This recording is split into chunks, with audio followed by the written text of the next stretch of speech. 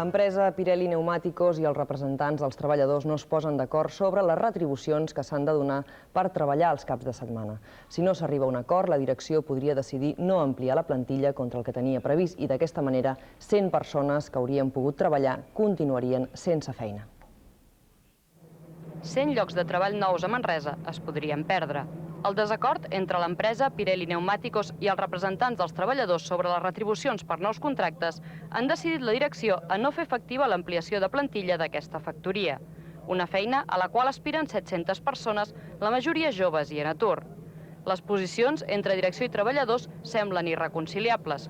Per això el Departament de Treball de la Generalitat ha demanat solidaritat a les parts amb els que busquen feina.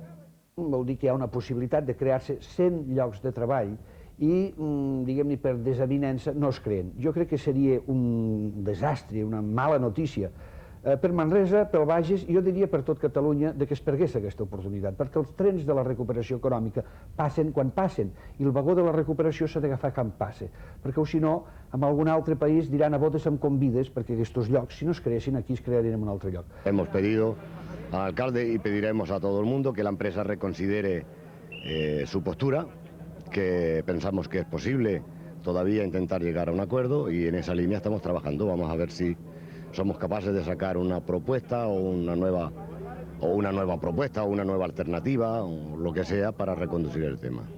Ahora en este momento Italia está tratando de planificar para otras fábricas de Europa, en el cual, bueno, es evidente de que la situación está cerrada por parte nuestra de aquí en España.